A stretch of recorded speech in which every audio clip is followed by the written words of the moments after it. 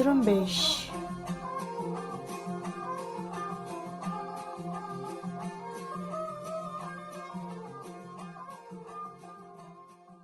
یہ ریڈیو زرمبش اردو کی آواز ہے۔ آج 14 جولائی بدھ کا دن اور سال 2021 ہے اور میں ہوں آپ کی میزبان سارین بلوچ۔ ریڈیو زرمبش کے آج کی نیوز بلیٹن میں بلوچستان سمیت علاقائی و عالمی خبریں شامل ہیں۔ سب سے پہلے پیش خدمت ہیں بلوچستان سے متعلق خبریں۔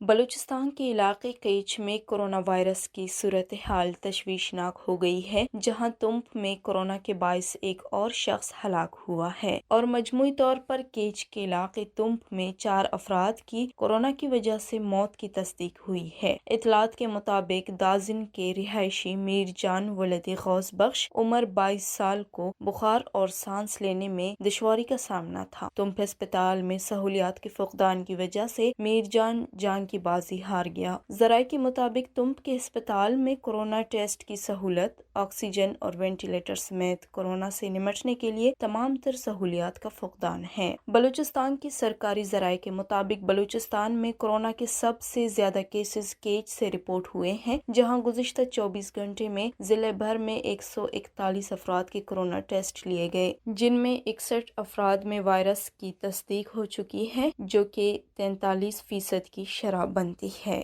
محکمہ صحت کے مطابق اس وقت کیچ میں 1613 کورونا کیسز سامنے آ چکے ہیں۔ Secretary primary and secondary health care Aziz Ahmed Jamali نے انکشاف کیا ہے کہ تربت سے 5 اور شال سے 11 کورونا مثبت ٹیسٹ میں کورونا کی ڈیلٹا ویریئنٹ قسم کی تصدیق ہو چکی ہے، جبکہ ماہر امراض سینئر ڈاکٹر شیرین خان نے کہا ہے کہ اگر عوام احتیاط نہ کرے تو کورونا کی چوتھی لہر خطرناک اور جان لیوا ہوگی، کیونکہ وائرس کی یہ قسم کم وقت میں پھیپھڑوں پر فوری اثر کرتا ہے۔ اس کے حملے کے بعد مریض کے پاس بہت کم وقت رہ جاتا ہے۔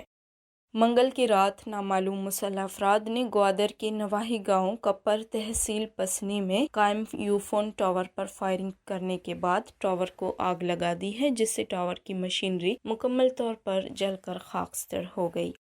بلوچ ریپبلکن آرمی کے ترجمان بیبر بلوچ نے کہا ہے کہ ان کے سرماچاروں نے پیر کی صبح پنجگور کے علاقے دز پروم گومازی کے مقام پر سی پیک لنک روڈ پر کام کرنے والے FWO کے اہلکاروں اور مقامی ڈیتھ اسکواڈ کے کارندوں پر جدید ہتھیاروں سے حملہ کر کے FWO اور ڈیتھ اسکواڈ کے 3 کارندوں کو ہلاک اور متعدد زخمی کیے۔ بیبر بلوچ نے مزید کہا ہے کہ ہم ایک بار پھر مقامی لوگوں سے اپیل کرتے ہیں کہ وہ اس منصوبے میں مزدوری اور معاونت سے گریز کریں، کیونکہ ہم اپنے حملوں میں شدت لائیں گے۔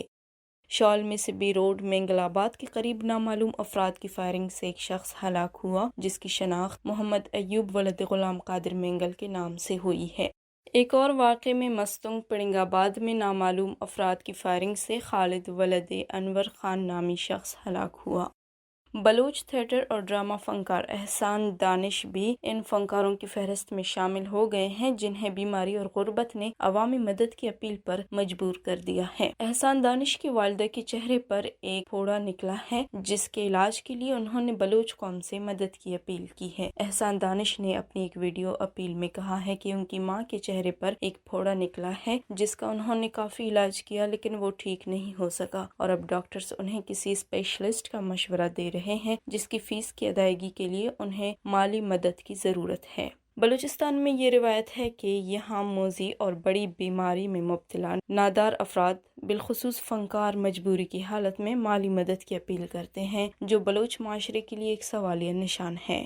دوسری طرف پسنی سے تعلق رکھنے والے 33 سالہ معروف آرٹسٹ سمد عبداللہ بھی وفات پا گئے ہیں۔ سمد عبداللہ ماضی میں بھی بیمار رہے ہیں اور مئی سال 2019 کو ان کا آپریشن بھی ہوا تھا۔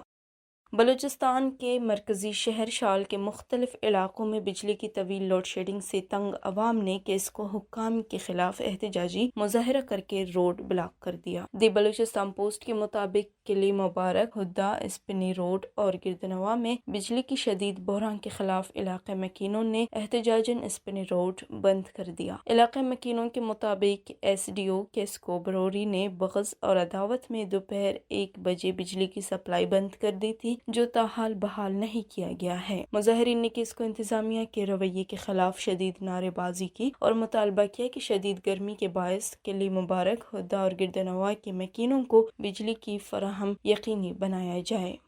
نیشنل پارٹی اور بی ایس او پجار کے زیر اہتمام بحر بلوچ میں گوادر کے ساحل پر چینی ٹرالروں کو غیر قانونی شکار کی اجازت کے خلاف شال پریس کلب کے سامنے احتجاجی مظاہرہ کیا گیا۔ احتجاجی مظاہرے سے نیشنل پارٹی کے مرکزی سینئر نائب صدر میر کبیر احمد، محمد شہید سمیت دیگر عہدیداروں نے خطاب کرتے ہوئے کہا کہ پاکستان کی وفاقی حکومت نے چین اور سندھ کی ٹرالروں کو شکار کی اجازت دے کر گوادر کے عوام کا معاشی قتل عام کر دیا ہے۔ انہوں نے کہا کہ گوادر کے عوام کا روزگار ماہی گیری سے وابستہ ہے، جس کو پاکستانی حکومت نے غیر قانونی طریقے اور بزور قوت بند کر دی ہے، جس کی نیشنل پارٹی مکمل مذمت کرتی ہے۔ انہوں نے کہا کہ سی پیک کے دعوے دار گوادر کے عوام کو زندہ درگور کرنے میں مصروف عمل ہیں۔ یہ تھے بلوچستان سے متعلق خبریں۔ اب علاقائی اور عالمی خبریں پیش کر رہے ہیں خلیل بلوچ۔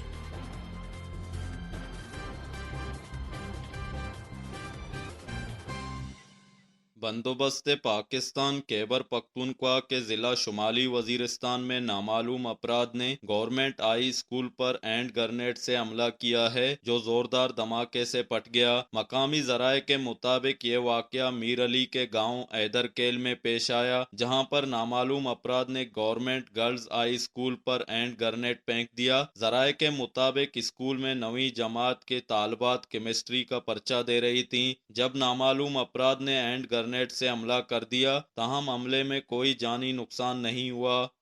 متحدہ قومی موومنٹ کے بانی اور قائد الطاف حسین کو ڈرون حملے کا نشانہ بنانے کی دھمکی کے خلاف ایم کیو ایم کینیڈا کے زیر اہتمام احتجاجی مظاہرہ کیا گیا، جس میں ایم کیو ایم رہنماؤں، کارکنوں اور ذمہ داران نے شرکت کی۔ کینیڈا میں خراب موسم اور بارش کے باوجود احتجاجی مظاہرے کو جاری رکھا گیا۔ اس موقع پر مظاہرین سے خطاب کرتے ہوئے ایم کیو ایم رہنماؤں نے کہا کہ برطانوی حکومت کو ایم کیو ایم کے رہنما الطاف حسین کو مکمل تحفظ دینا ہوگا، کیونکہ پاکستان کی اسٹیبلشمنٹ الطاف حسین کو قتل کرنا چاہتی ہے۔ انہوں نے مطالبہ کیا کہ برطانوی حکومت کو اس کا فوری نوٹس لینا چاہیے۔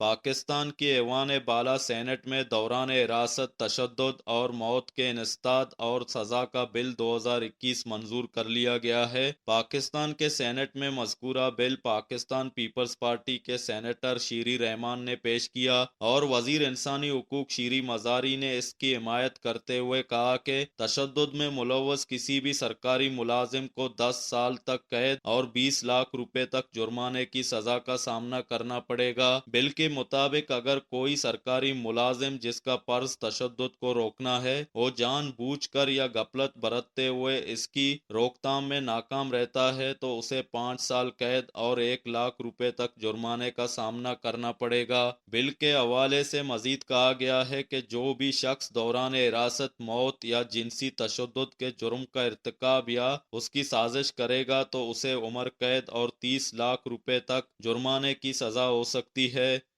افغانستان میں کابل انٹرنیشنل ایئرپورٹ کو تحفظ فراہم کرنے کے لیے افغانستان اور ترکی کی حکومت کے درمیان ایک معاہدہ طے پا گیا ہے۔ دوسری طرف طالبان نے ترکی کو خبردار کرتے ہوئے کہا ہے کہ اگر ترک افواج نے افغانستان نہ چھوڑا تو ان کے خلاف بھی کارروائی ہوگی۔ انہوں نے ترکی کے فوجی دستوں کی افغانستان میں موجودگی کی شدید مخالفت کرتے ہوئے کہا کہ غیر ملکی افواج کے مکمل انخلا کے بعد جو ملک بھی یہاں رکے گا اس کو قابض سمجھا جائے گا۔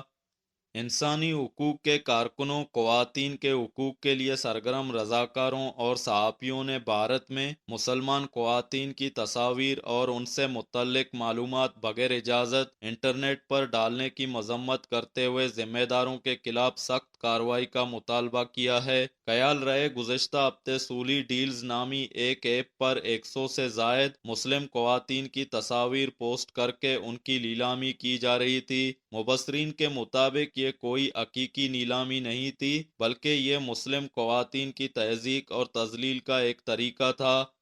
عراق کے جنوبی شہر الناصریہ میں واقع امام حسین اسپتال میں سوموار کی شب آتش زدگی کے واقعے میں 46 افراد ہلاک ہو گئے، جبکہ 70 مریض جھلس کر زخمی ہوئے ہیں۔ عراق کے سرکاری خبر رساں ادارے INA نے بتایا کہ جنوبی صوبہ زیکار کے دارالحکومت ناصریہ میں واقع امام حسین ٹیچنگ اسپتال میں کورونا وائرس سے متاثرہ افراد کے وارڈ میں پڑے آکسیجن کے سلنڈروں سے آگ لگی، جبکہ اس سے قبل السامریہ ٹی وی نے خبر دی تھی کہ اسپتال کے آئسولیشن مرکز میں آگ لگنے سے درجنوں افراد جھلس گئے ہیں اور وہ اس مرکز میں پھنس کر رہ گئے ہیں۔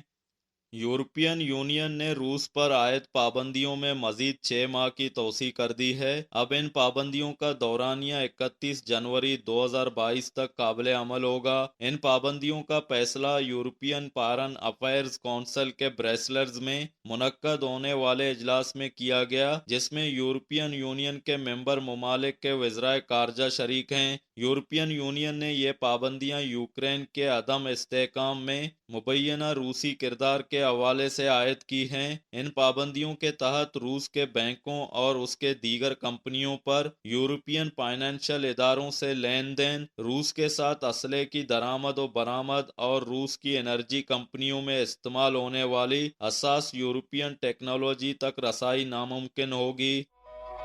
اسی کے ساتھ ہی آج کی نیوز بلیٹن کا اختتام ہوتا ہے۔ سارن بلوچ کو اجازت دیجیے۔